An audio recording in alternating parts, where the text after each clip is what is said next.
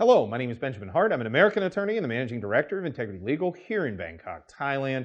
As the title of this video suggests, we're discussing the WHO's so-called pandemic treaty. We've discussed this in other videos in the past, not something I really harp on frequently, but I was reading some stuff about it the other day, and I'm not going to get into citations and things. This is just kind of an opinion video.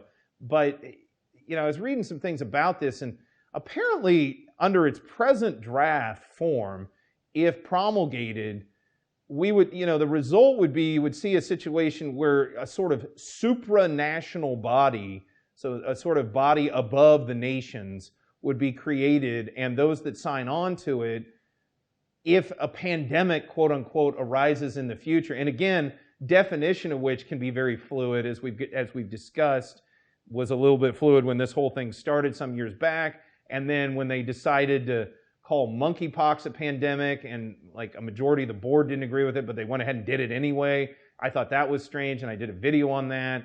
Again, the definition of pandemic seems to be something that's always difficult to nail down. But the point of this video is more to the point is, it's my understanding under the present draft of the treaty, from what I've read of the proposed agreement, if ratified, is that there would be this sort of body, I guess it'd be the WHO or some sort of body underneath it, that would set these policies that then these countries would have to just abide by and wouldn't have any real say in.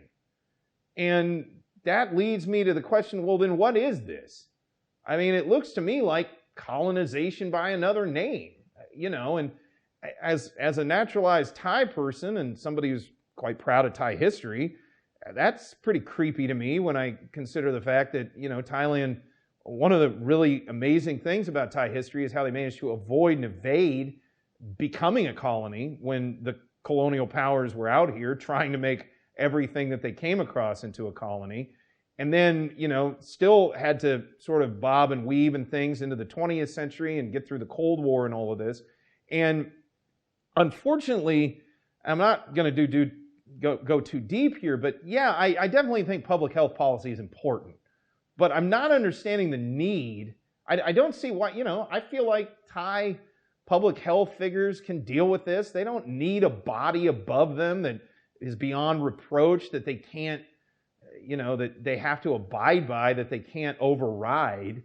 They don't need that. Thailand doesn't need that. For that matter, the U.S. doesn't need it either. These countries can figure out their own health policy for themselves. Why do they need this supranational body coming up with these policies? Again, it's kind of akin to the now sort of defunct Trans-Pacific Partnership. I had issues with that at the time, and it still kind of do in its present form, that, again, it creates these sort of supranational kind of, I hesitate to say non-accountable, but it's as close to non-accountable as I can figure. Again, these supranational bodies that they don't really answer to anybody. And then they just sort of tell these countries what to do, or in theory, they would tell these countries what to do, and there wouldn't be any getting around it, any getting out of it, presumably. So again, I really hope Thailand and the USA, for that matter, really think long and hard before promulgating this so-called pandemic treaty, because I can see that there are probably, I think, more downsides to it than there are upsides.